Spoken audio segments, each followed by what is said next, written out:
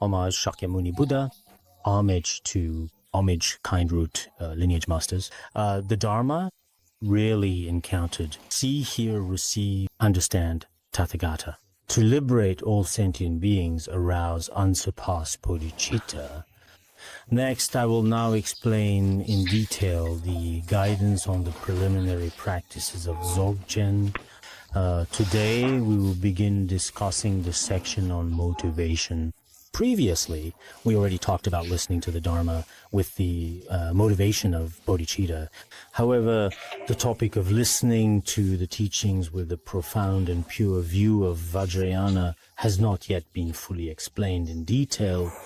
We understand the reason for visualizing this way is because these things are originally pure by their very nature.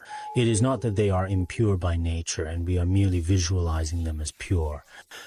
Through the above analysis, everyone should now have a very clear understanding. What is the principle we understand?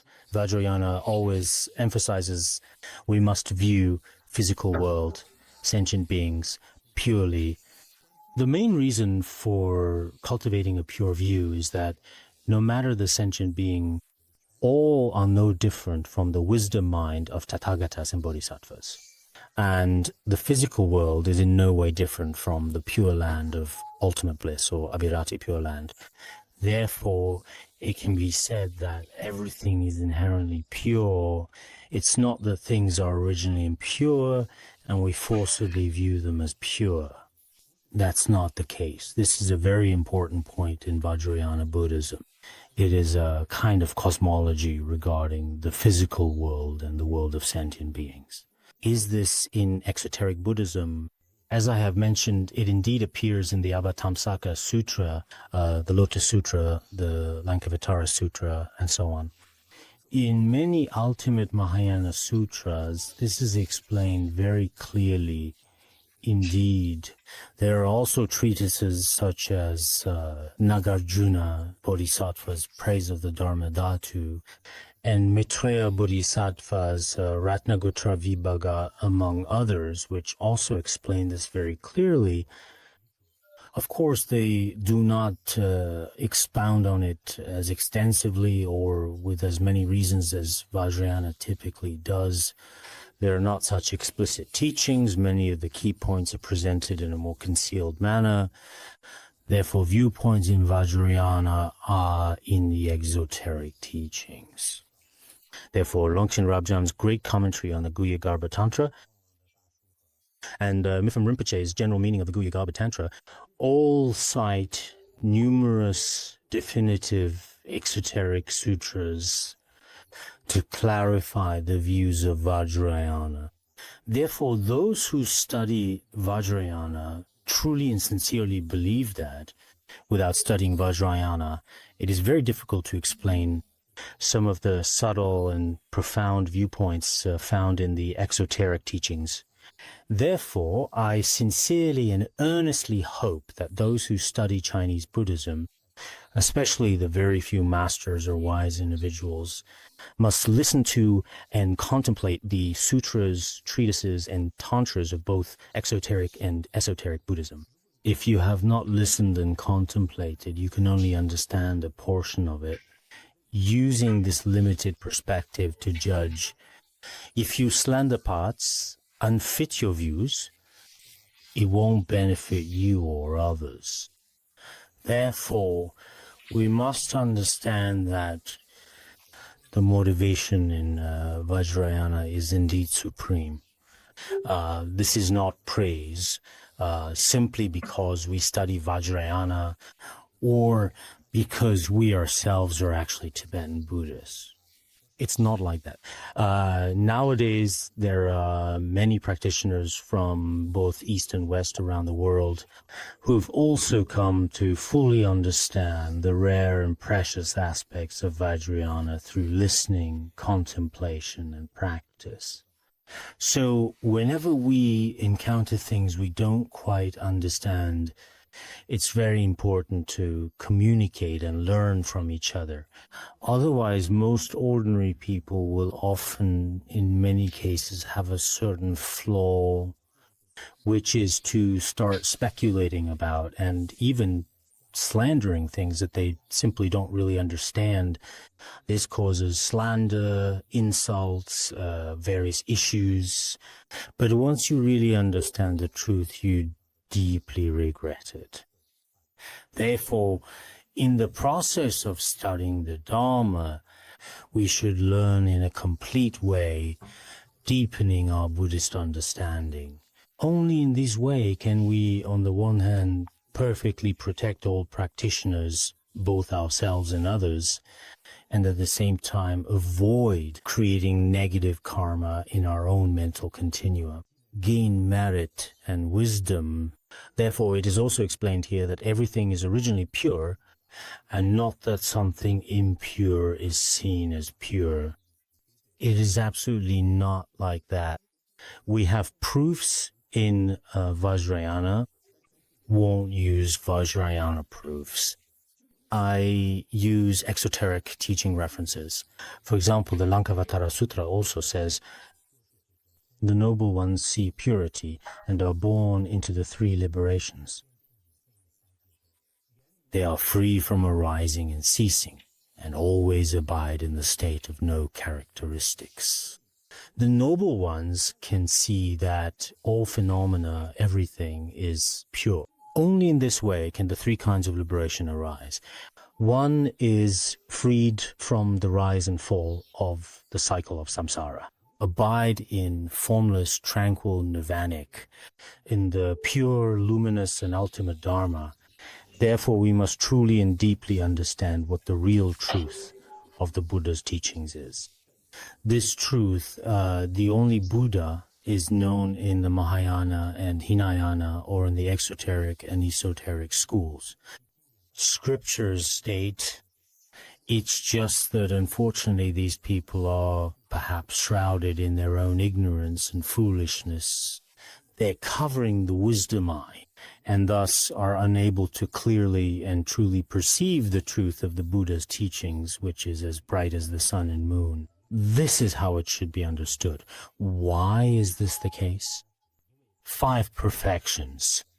The Guru is truly the Buddha, and the place is a pure Buddha land. The retinue is no different from the Buddha's own retinue. The Dharma is entirely Mahayana Buddhism. Time is eternal. The Dharma isn't just here today, gone tomorrow. It's not this principle, can only be unveiled in its mysterious aspect within Vajrayana Buddhism. Here, the Guru is explained as an example. If it's his place, retinue, scripturally supported Dharma's purity, not explained. Guru is example. Guru embodies all Buddhas past, present, future. The Guru is originally the essence of all Buddhas, of the 3 times. The Buddha also stated this in the scriptures. The Guru is the essence of all Buddhas of the 3 times, and their manifestation. Ananda, do not grieve. Ananda, do not weep. I will appear as a spiritual friend to benefit you all. This has been cited before when the Buddha manifested parinirvana. He said to disciples with karmic ties, do not be sad or weep in the degenerate age of the future. I will come a spiritual teacher for you beings. This proof shows that gurus with Dharma qualities are all manifestations of the Buddha in essence, with no essential difference from the Buddha himself. It is like the difference between the ocean and its waves. It should be understood in this way. The Guru's body is the Sangha. Why is this so? Because the Guru's body actually abides in pure moral discipline, enabling countless sentient beings to genuinely attain both temporary and ultimate liberation, and also temporarily guiding their body and mind toward genuine virtuous actions. These are also the characteristics of the Sangha. Therefore, the Guru's body should be regarded as the very essence of the Sangha.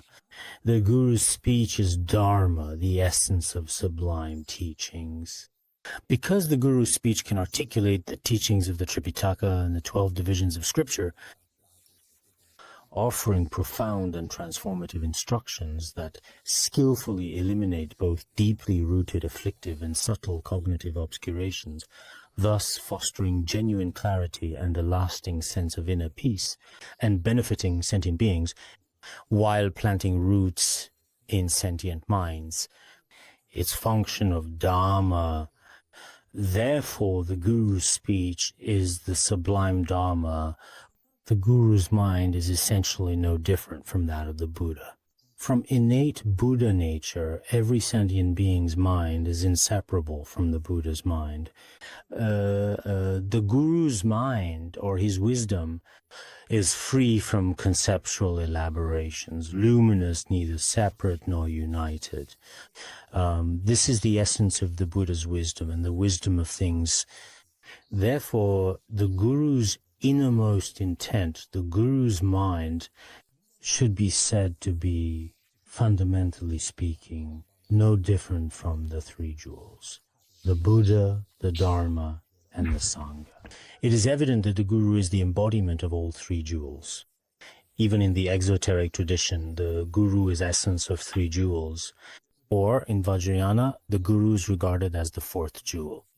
Tantra state this: the three treasures of Buddha, Dharma, and Sangha, the Guru is the fourth treasure, three jewels, Buddha, Dharma, Sangha. The Guru is no different from the essence of the three jewels. Or it can be said that the three jewels enable sentient beings to attain realization through the skillful means of the Guru. Therefore, the Guru is called the embodiment of the three jewels. Furthermore, in essence, the Guru's body is the Guru, the speech is the Idam, and the mind is the Dakini. Guru embodies three roots.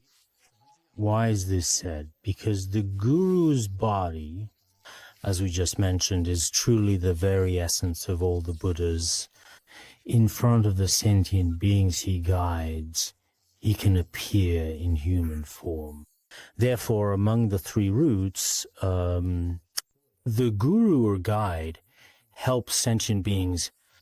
This is Guru body. The Guru's speech is called the Yidam. The words spoken by the Guru, if followed, will lead people to realization. Likewise, practicing deities such as Avalokiteshvara or Manjushri will also eventually lead to realization. The Guru's mind, the Guru's heart, is actually the Dakini. On one hand, all wisdom mothers, the Prajnaparamita, can also be called Dakinis. There's also simply just really which is within emptiness, the power of great compassion operates freely. A verse that means any holy mother who has realized the great compassionate emptiness is called a Dakini, a sky-goer. Since Guru is blessing source, Yidam grants siddhis, and Dakini brings enlightenment. Such teachings exist. Therefore, the embodiment of the three roots should also be the Guru. This view we think of practicing with the Yidam, Dakini, Dharma protector, or Guru separately. If we have the Guru, that's the three roots essence. Some people not understanding this split Yidam and Guru, in India, some saints, when they met the Yidam, they chose the Yidam and did not choose the Guru. The mandala of the Yidam merged into the Guru. There are cases like this. In this lifetime, they did not attain the state of Vajradhara. This occurs in biographies on many great Indian masters. Moreover, Longchen Rabjam also mentioned this in Rest in Illusion. In Guru Yoga, the Guru's appearance cannot change. Why not change it? Because in the Tantras, it is never stated that one can attain realization in this life by relying on the Yidam. But with the Guru, realization comes quickly. This is also the reasoning used to explain this point. So when viewed from a particular perspective, the guru, in certain important ways, should indeed surpass the yidam. Therefore, it can be said that the guru embodies all three roots. The guru's body is the nirmanakaya, speech is the sambhogakaya, and mind is the dharmakaya. The union of dharmakaya, sambhogakaya, and nirmanakaya is the guru, because, as we mentioned earlier, the guru's body, from childhood, from a very young age, even when playing or having fun with other children, such actions indeed plant the seeds of liberation in their mental continua. Then, when the guru is young or in middle age, he turns the wheel of Dharma, letting many beings achieve liberation. When the guru demonstrates parinirvana, it also allows countless, innumerable beings to become aware of impermanence. Therefore, the guru's body is a magical manifestation for the benefit of sentient beings. As mentioned earlier in the scriptural citation, it is said that he appears as a spiritual friend. If he manifests spiritual friend, he's emanation of Buddha. This is established both through scriptural authority and reasoning. The guru's speech is the sambhogakaya. Why sambhogakaya? Wind and speech are pure. Sambhogakaya guides pure beings. And the guru's speech, in the presence of beings who have attained the level of noble ones, is a power inseparable from the sambhogakaya. This wondrous power is what is called the sambhogakaya. The guru's mind, intention, and awareness are inseparable from the luminous nature of Dharmadhatu. Luminous Dharmadhatu wisdom is known as Dharmakaya. The guru is the essence of the three bodies. Moreover, the guru's three bodies can be said to pervade the entire world. This is not something we fabricate with conceptual thought, nor is it something we visualize. It has been this way, but many of us simply do not realize it at all. Because people see the guru age, get sick, die, and show attachment, aversion, and ignorance, and non-dharma forms such as the guru they perceive. Realized beings see realized, ordinary people see ordinary. There is simply such a saying. To illustrate this principle, let me tell a story. This is from the origin story in the biography of Milarepa.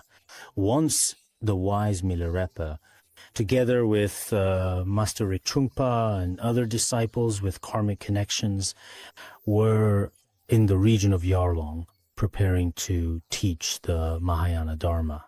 The night before, Venerable Rinpoche had a very rare dream. In his dream, he had arrived at the pure land of Udayana. And then Akshobhya Buddha, there were many details, but I'll be brief.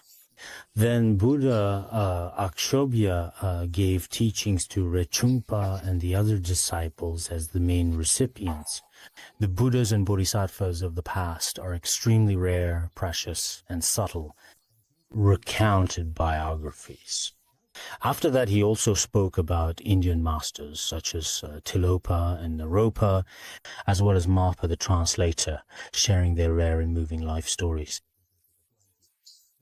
Finally, as the Dharma assembly was just about to conclude, Buddha Akshobhya said, actually, among all the biographies, the greatest, most moving, and rarest biography is that of Milarepa. But Milarepa's biography will be told starting tomorrow. At that very moment, a few curious people in the crowd paused for a second and then asked, where exactly is the Venerable Milarepa right now? Some said he should be in the eastern land of joyful manifestation, others in Samantabhadra's land, and so on. There were various such opinions. At this moment, Rinpoche turned to them and said, Milarepa is not here. Milarepa is clearly in our Tibet right now. Later, he woke up from his dream. After waking from the dream, he thoughtfully paused and then began to think to himself in private. As everyone knows, our revered Milarepa is clearly in Tibet, so why do people say this? But later, after thinking it over again, he thought to himself, although we, as ordinary people, those of us who are not exceptional, believe that Milarepa is in Tibet teaching the Dharma to us, in reality, he is no different from the Buddha. His three kayas, Dharmakaya, Sambhogakaya, and Nirmanakaya should pervade the entire world, present everywhere. We think of him as an ordinary person, as a spiritual teacher, as if he arises and ceases right before our eyes, manifesting all sorts of forms in front of us. This is because the minds and eyes of ordinary people are impure. In fact, such views are, without any basis whatsoever, a slander against the Guru. After thinking this way, he later also felt that this was a hint from the Dakini, prompting the Guru to speak a truly rare and remarkable biography. Later, at that particular moment, Rinpoche also requested Milarepa to recount his own life story. After that, Milarepa himself began to recount his autobiography. This autobiography was previously translated by Garma C.C. Chang, and many practitioners in China who had the karmic connection were indeed genuinely and profoundly moved after reading it. The words they encountered left a lasting impression. Many practitioners in Tibet as well, indeed, after reading the life of Milarepa, they found that their hearts were, in every possible way, completely transformed. Indeed, it possesses a unique blessing power. I can still remember way back when I was in middle school, quite a few years ago now, back in those days. At that particular time, my left hand unfortunately became extremely ill and developed a severe, painful abscess, so much so that I almost died. There was a Tibetan doctor then, who was also an old practitioner. He treated me every day with traditional Tibetan medicine, and there was another practitioner, another medical professional as well. Back then, at that time, the policies had not yet opened up, and this other individual practitioner would come every night to read us the biography of Milarepa. Because at that time, we were quite afraid of being discovered by others. All the gates of the courtyard and the doors of the houses were shut tight. After very quietly and gently closing them, in the still, silent, and peaceful middle of the night, that young Lama named Tenzin Gyatso would begin to read with great curiosity. While he read, the old and experienced practitioner would sometimes, on occasion, be moved to tears. Although I was still very young at the time, there truly was a very unique and special blessing present, a presence that could genuinely be felt. Even now, many of the songs of realization and touching stories from that time, I still remember them very clearly. Even though more than 20 years have passed, this was when I was in my first year of middle school. So I feel that, I must say, for many of us, just as was mentioned in the teaching just now, as you may recall earlier, the true nature of the Guru, regardless of whether or not he appears before you as an old person or in the form of an ordinary person. In fact, his true nature really is present throughout all the Pure Lands in the 10 directions. And he liberates countless sentient beings in limitless ways.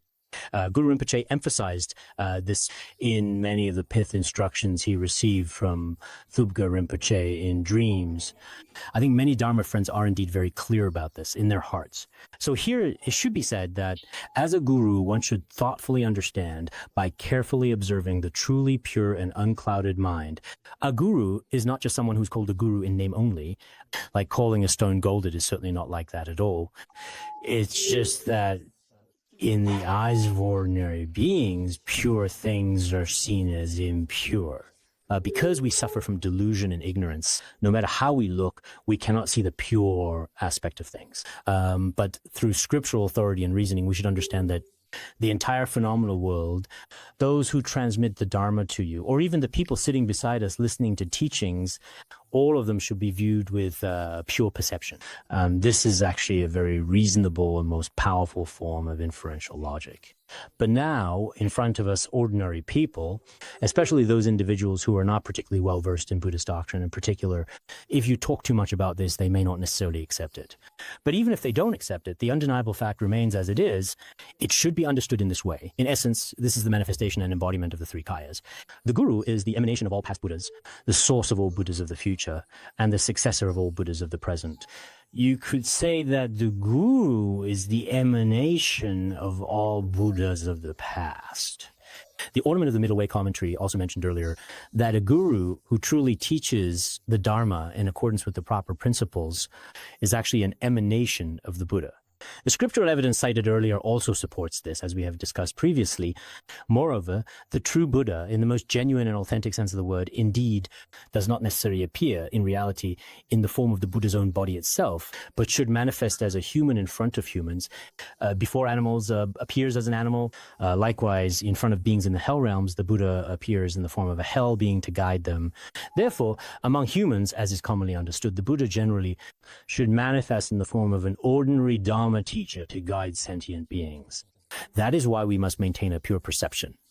As for all future Buddhas, the Guru is their source. Why is that? Because after the Guru teaches Dharma, the minds of many sentient beings are able to mature.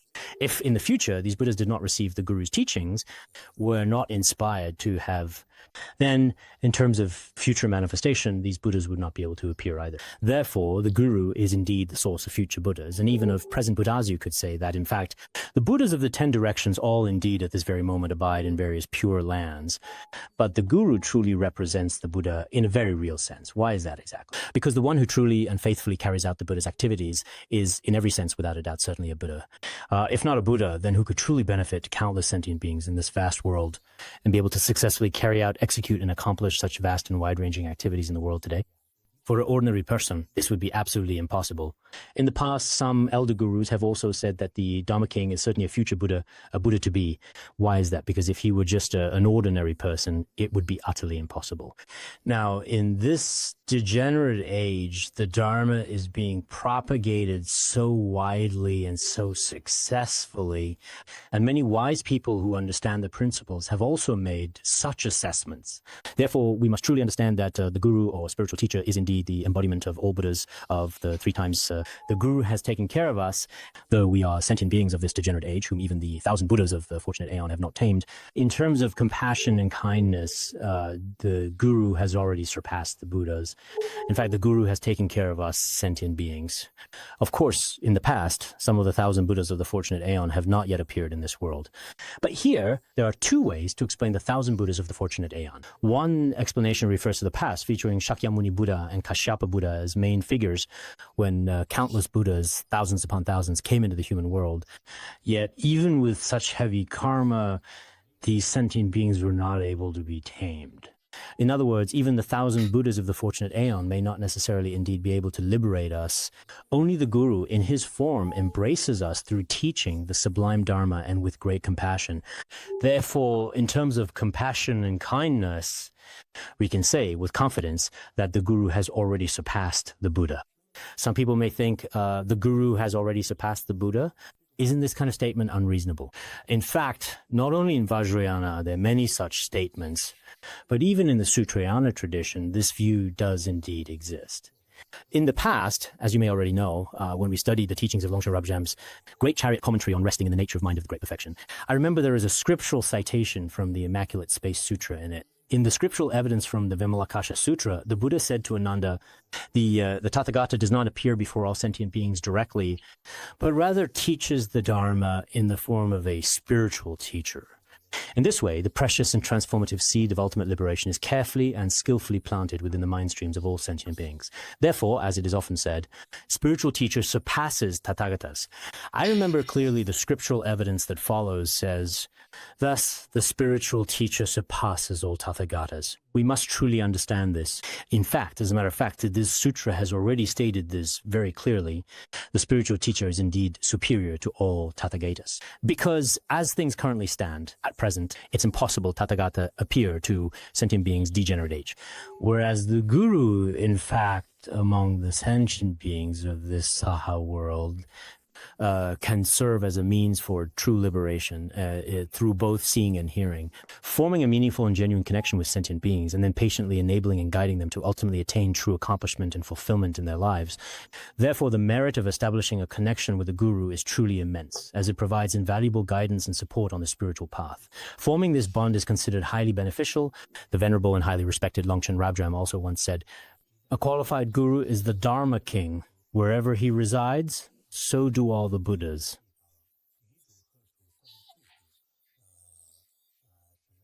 For all ordinary beings who see, hear, remember, or touch him, all their cycles of samsara are destroyed. This means that a guru who possesses noble qualities is the great Dharma king within the 3,000 worlds. No matter what kind of surrounding environment or place he resides in, regardless of the circumstances. In fact, there is absolutely no real difference whatsoever between him and all the Buddhas of the 10 directions in any way. Anyone who forms a connection with him, whether it is a positive or negative connection, whether they see the guru or hear his voice, recall him in their hearts, or come into contact with him, all sentient beings who see can, whether through direct or indirect means, work to destroy the negative seeds of samsara, which are the fundamental causes that keep beings trapped in the ongoing cycle of suffering and rebirth. Therefore, forming a Dharma connection is indeed extremely precious. When our Guru Rinpoche Jigme Phuntsok had not yet passed into parinirvana, we often think whoever directly saw the guru or received a blessing on the crown from him heard his voice, or even just thought of him in their hearts, whenever they remembered the sound of his gentle, familiar voice, or simply recalled the merit from this is truly immense. Longchen Rabjam also said, the Buddha said that remembering the guru for a moment is better than practicing the generation stage for a kalpa. When we recall the guru for even a split second, in fact, this merit actually far exceeds that of a great calamity. The merit gained from practicing, therefore, when we remember the guru in our daily lives, or have the opportunity to see the guru, the merit is truly immense. When our precious Guru Jigme Phuntsok went to Canada, the guru, who was in fact quite seriously ill at the time and unable to participate, one evening during a Dharma assembly while giving a teaching, unfortunately, the guru did not manage to finish the entire teaching as planned. At that place, there was a Westerner, someone from a Western country who was known for having a strong and sincere faith in Vajrayana Buddhism. He said this at the time, although he didn't talk much today. Everyone has seen the guru and heard the guru's voice, and that alone is enough to satisfy us. Truly, those with wisdom understand this. Even if one only hears the authentic Dharma voice of the guru for a moment, if the guru truly bestows teachings or recites mantras for someone, of course, that is excellent. But even if there is no direct transmission, even just the guru's laughter, sometimes even that, the guru's ordinary cough, or perhaps the guru's usual familiar voice, such as the customary ordinary sound, for these beings, whether directly or indirectly, can sever the root of samsara, form a truly virtuous and meaningful connection, and carefully plant the most excellent and precious seed of liberation in their ongoing. Therefore, we should keep in mind that it is important to remember that indeed, that anyone who wishes to attain liberation must rely on a qualified spiritual teacher. It is also stated in the Madhyama Prajna Paramita, where the Buddha told Subhuti, if you wish to attain the all-knowing state of Buddhahood, you must rely on a qualified teacher, someone who has deep understanding and experience, and who can guide you with wisdom and compassion along the path to enlightenment. So for those who truly practice Mahayana Buddhism, relying on a qualified teacher is extremely, extremely important. In the process of relying on a teacher, it is essential to maintain a pure perception. If you don't actually observe the pure mind, then in fact what the teacher said today is simply not correct. Think he's wrong, his thoughts wrong, actions wrong. Every single day, you will just sit there and focus on his faults. In the end, your own mind stream will inevitably be tainted by all kinds of negative karma. Because in front of someone with wrong views, for example, even a Buddha who is described as having perfect marks and flawless qualities may still be perceived by some as having faults or imperfections, despite their true nature being entirely free from any flaws. Just like Bhikshu Sunaksatra, who relied on the Buddha, who possessed perfect qualities for so many years, but in the end, after all was said and done, he saw none of the Buddha's virtues, only faults. He too fell into the lower realms. Therefore, viewing with a pure mind brings the greatest merit and benefit, whereas focusing on faults brings no benefit at all. Thus, from the perspective of the Vajrayana's pure view, the essence of the guru is no different from that of the Buddha. As the verse says, this verse is from the Guhya Samaja Tantra, the guru is the Buddha and also the Dharma. Likewise, the guru is the Sangha. All that is accomplished is certainly due to the guru. The guru, without exception, is the qualified Vajradhara.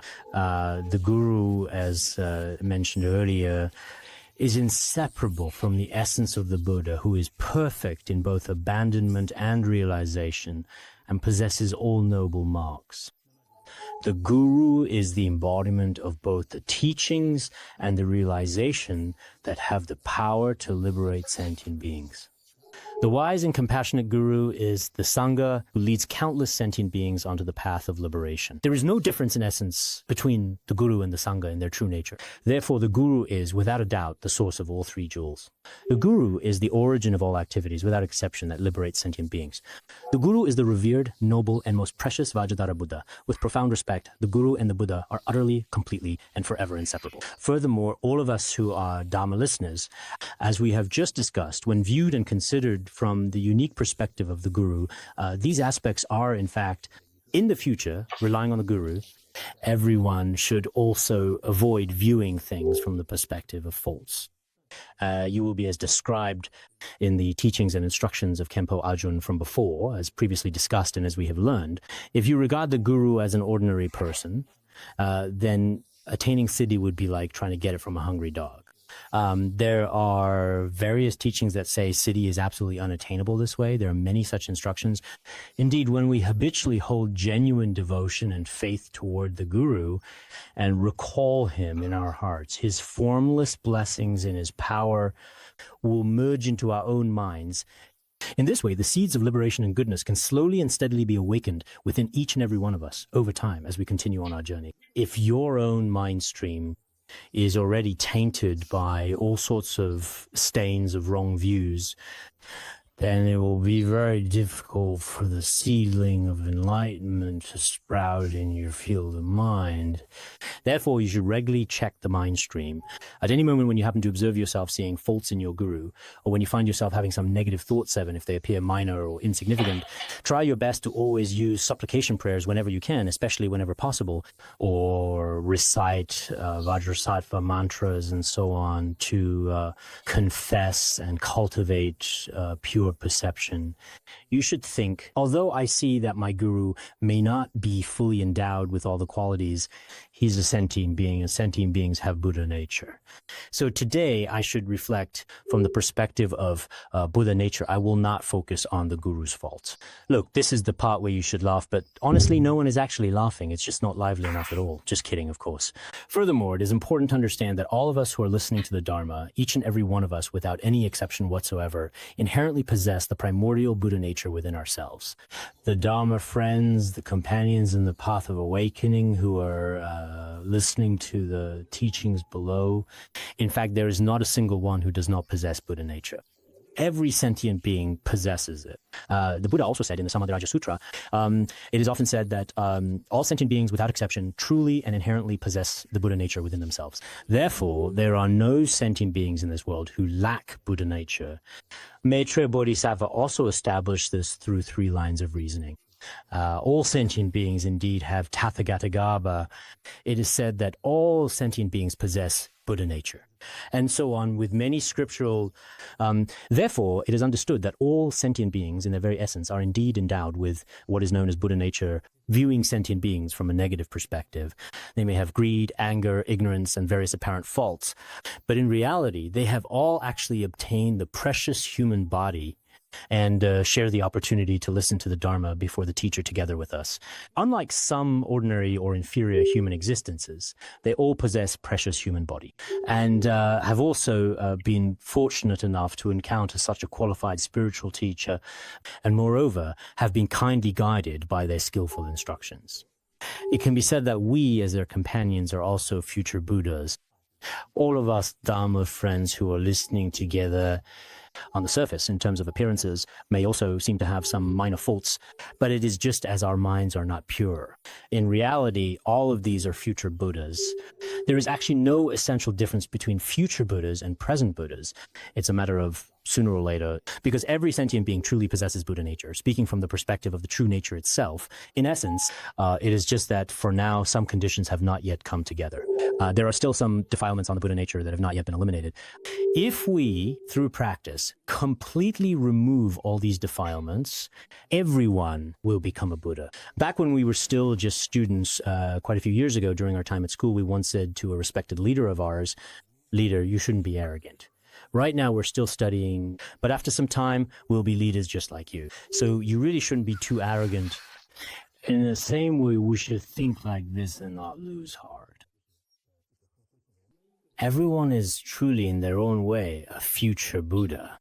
From this perspective, we actually shouldn't see them as having faults either. See everyone with a heart of kindness as compassionate bodhisattvas, all possessing great merit. In this way, the teachings that are given by the guru will bring benefit to the Dharma in each person's mind stream. Therefore, at the very beginning, adjusting our mindset is extremely important. First, you see Dharma centers as being in a terrible state, not pure at all. You see the guru wicked, doing bad things, teaching me. The people next to me are even worse. Honestly, I'm in a group of bad people. Negative things the guru says about negative mind stream can't possibly bring any good benefit because everything is bad. It's the same in everyday life in worldly classes. The atmosphere is very important. Even when you are actually attending a class in front of a guru, you must worldly view maintain pure perception. But here, it's not about seeing impure things as pure without reason. In fact, through scriptural authority and logical reasoning, there is abundant and solid evidence to prove that the guru and the community are truly pure beings. If this purity can indeed actually be established, the places we live are seen as pure. Commentary on Guhyagarbha Tantra has evidence. It is not difficult to establish everything as a pure land. Therefore, if we ourselves possess some wisdom and various abilities, then whenever the gurus teach the Dharma in the future, we should always think, right from the very beginning, to listen to teachings embraced by Mahayana bodhicitta, or we must adopt the pure perception of Vajrayana. This kind of pure view is, in fact, actually more powerful, especially in its simplicity. If you visualize this way, then every sentence spoken by the guru will bring a swift transformation in your mind stream. Why is it that some people, after a few classes, listening briefly, immediately receive some truly uncommon attainments and blessings? Others, after listening a long time, may not have understood certain key instructions within the teachings, grasp key points. Brief listening can bring about a very, very significant change in your mind stream. So in these aspects, everyone should pay attention. 2 observations. Actually, the 2 examinations Tantra is a section, a part of the Hevajra Tantra. 2 observations says, all beings are Buddhas, but are obscured by dust. When the dirt is cleansed, the true Buddha appears. Sentient beings are originally truly perfect in all qualities, in every respect, no different from the Buddha. But it's just like the sky being covered by clouds on a cloudy day. The Buddha nature of sentient beings is temporarily obscured by ignorance and afflictive emotions. That's why sentient beings often sometimes appear foolish, confused, and even troubled within samsara. In fact, as soon as one recognizes the true nature of one's own mind, all sentient beings can immediately manifest all the genuine qualities of a Buddha in their own inherent nature. Therefore, our attitude toward all sentient beings, we shouldn't see them as entirely bad beings. Instead, we must view them with a pure and open mind. See each Dharma friend as Manjushri Avalokiteshvara Mahastama Prapta, or as the great disciples of Guru Padmasambhava, perhaps even as Khenpo Naljor and so on. If you truly regard them with a pure mind, a sage sees all as sages, an ordinary person sees all as ordinary. When we're in a bad mood, everyone around us, even guests who come over, seem like bad people. It is connected to our state of mind. At least that's how it is for me. If you're in a really good mood, then even if someone is a bad person or an enemy, he still looks good and has a good character. This person is wearing beautiful clothes. Even when you see a beggar on the street, your heart feels warm and joyful. There really are times like that. Therefore, if our minds are truly pure, then all sentient beings in front of you will be no different from Buddhas and Bodhisattvas. So everyone should, in their own way, adjust their mindset as needed. Next, let's talk about conduct, which is generally divided into 2 main aspects: behaviors to abandon, as well as behaviors to adopt. Behaviors to adopt refer to the actions we should practice. Behaviors to abandon. 3 categories: the 3 vessel faults, 6 stains, and 5 non-retentions. First, let's talk about the three main faults of a vessel. I believe that everyone is quite familiar with the term vessel. We, as individuals who listen or recipients of the Dharma, are called Dharma vessels. There are three faults that Dharma vessels must pay special attention to during the process of listening to the Dharma. We self-reflect. If we possess the three faults, if we do have these three faults, we must immediately distance ourselves from them.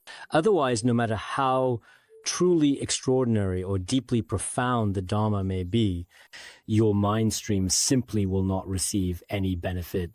Among these three faults, the first, which is referred to as the fault of not listening, like an overturned vessel. What does this mean? When listening to the Dharma, your sense of hearing must not be scattered in all directions. Instead, you should focus your attention and listen carefully and intently to the teaching, no matter who the teacher is, genuine spiritual teacher, or if we are listening to teachings through modern means such as CDs. At this time, you should carefully observe the state of your own mind stream. If your sense of hearing is not focused on the meaning of the Dharma and you are not truly listening with attention and intention to understand what is being, and you hear an unexpected sound from the east, your attention immediately drifts over there. Or if someone nearby is doing something, your eyes immediately turn in that direction. When this happens, your sense of hearing and your mind are both completely unfocused. When you are not focused, you will not gain any benefit from the Dharma you hear at all. Therefore, when receiving teachings on the Dharma, the mind is of utmost importance. The mind should be wholeheartedly and single-mindedly attuned to the teacher's words, listening with full attention and care, listening with complete concentration to the meaning of what is being taught. Every word, every meaning should be listened to in this way throughout. I mentioned before that in our institute, who has now passed away, was called Lama Kachu. At that time, he was approximately 60 or 70 years old.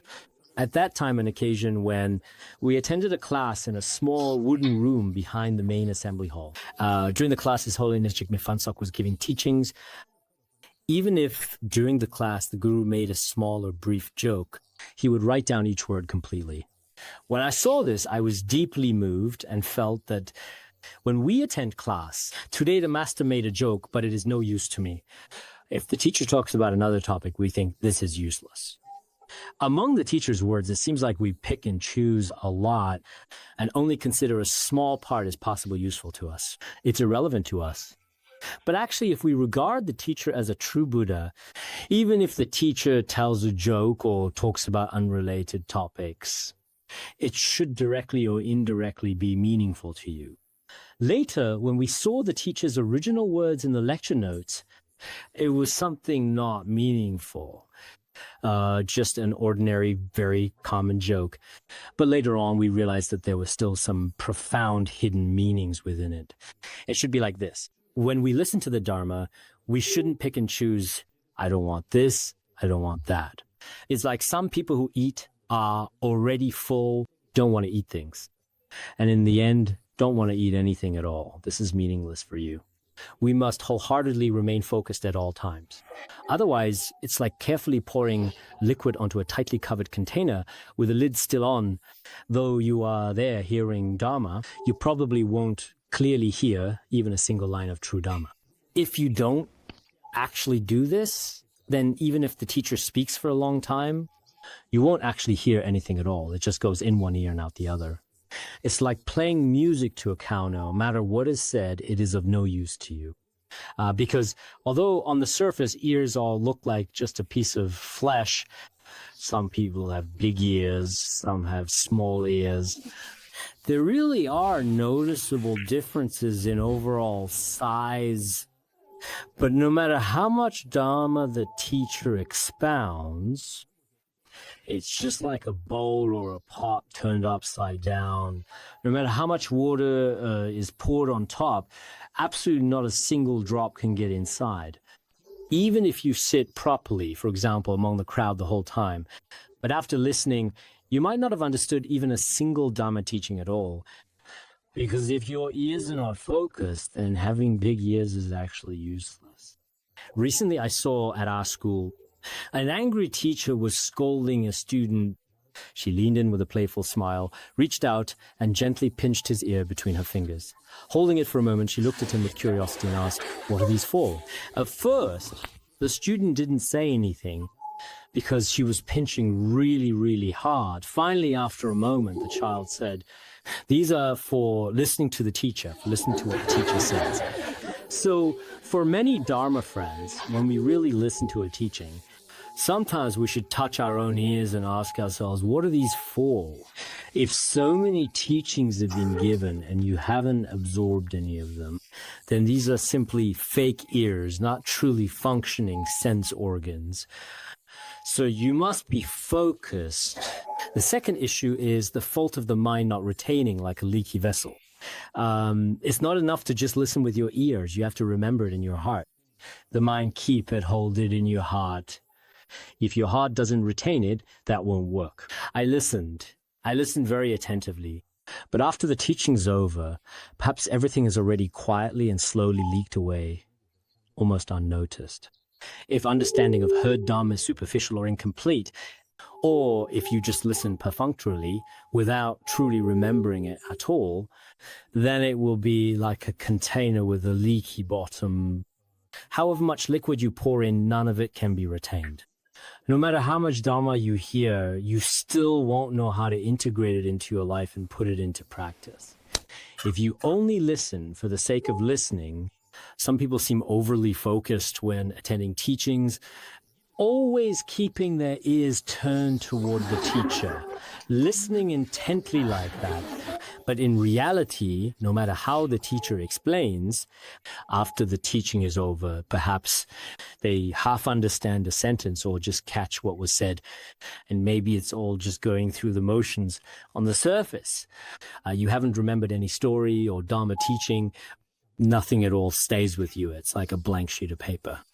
After the teaching is over, you have absolutely no impression of it whatsoever.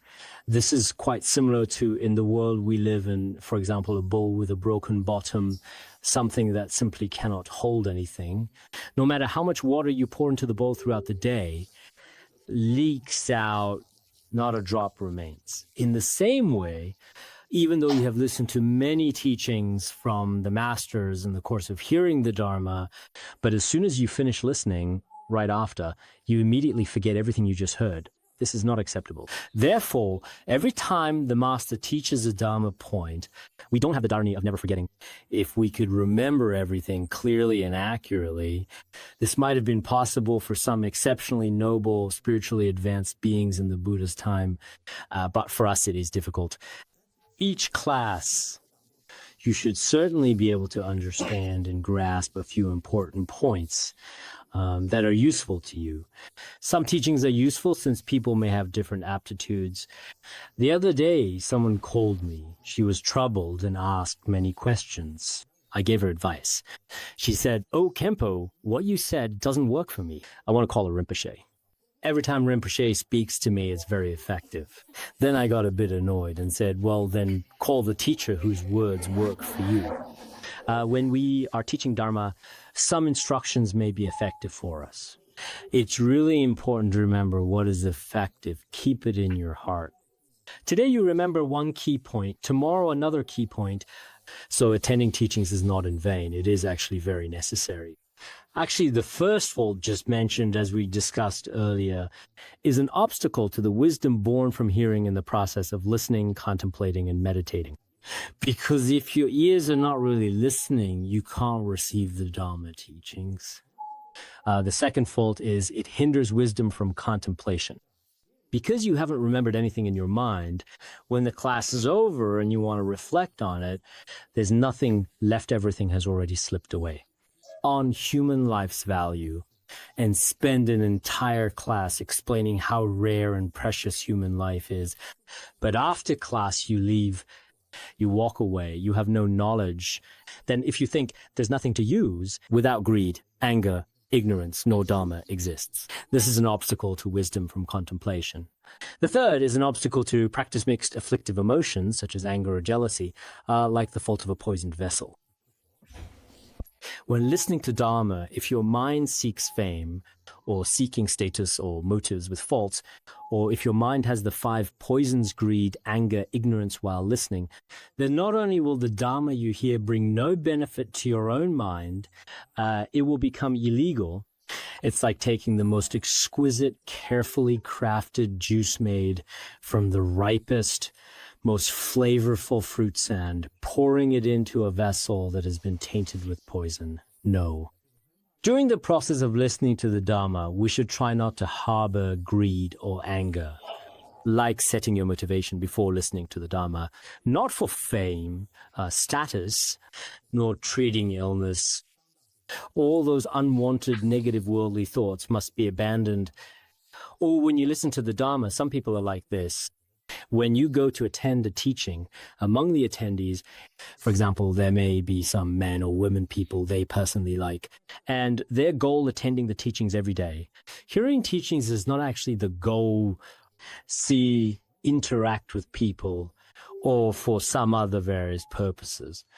In such cases, it's best not to go at all, as this is driven by greed.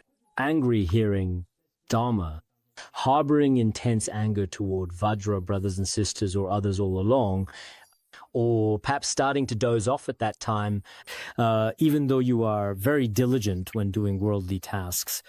Yet as soon as you get to class, you snore every day and feel drowsy there. This is unreasonable at all. Greed, anger, ignorance, and all afflictions must be reduced during class. Pure Land mentioned, if in 2 days there was only 1 meal, people would cherish it. Similarly, perhaps out of 24 hours, you only have 1 hour to attend class and listen. For the other 23 hours, you can do other things. But this 1 hour is the key to cutting off the root of afflictions in our mental continuum. It is an extremely valuable and rarely encountered profound Dharma. Therefore, I must devote all my time and energy completely to end mind afflictions. Otherwise, it would be like having various poisons in a container and then adding the best food into it.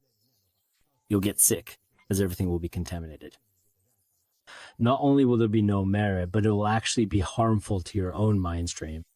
Therefore, by relying on the Dharma, there is no need to create negative karma. Creating negative karma, people can easily do so, whether through greed, anger, ignorance, killing, stealing, lying, etc. Ways to do this. So there is no need to rely on selling Dharma texts or using the Dharma as an excuse. Creating bad karma mentally is unnecessary. Therefore, whenever you are listening to teachings in front of any teacher, I hope that many people will not turn the teacher into an object of their own greed or anger or ignorance in teachings. There is no need for this. There are so many people in the world, yet you insist on teacher and Dharma friends. The objects of your greed, anger, and ignorance, this is also unnecessary. So attending one teaching is a rare opportunity in one's life. So at this time, you must maintain purity. Otherwise, this fault will become an obstacle to your own practice. It creates obstacles to the wisdom born from practice. During your practice, if afflictions like greed, anger, and ignorance are mixed in, then your practice will absolutely not succeed. Therefore, when we practice, we must distance ourselves from afflictions. Some practitioners have said this: practice good, afflictions gone. If someone has successfully subdued their afflictions, it shows that their practice is very good. Not clear by words or clear outside. You see it mentally. Therefore, we must definitely eliminate these 3 faults. If we eliminate these 3 faults, our listening to the Dharma will be pure. Thus, every disciple, every listener of the Dharma should examine mental continuum. If you find that you have any of these 3 faults, notice and eliminate. When we listen to teachings, we have faults. We notice it daily. Many people have these faults when listening to the Dharma.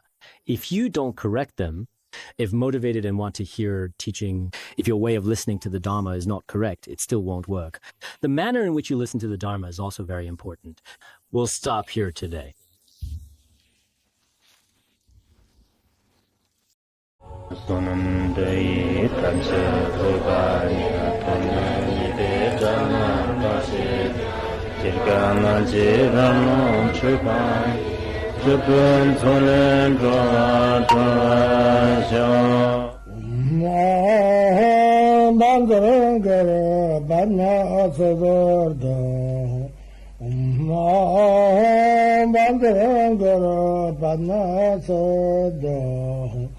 Om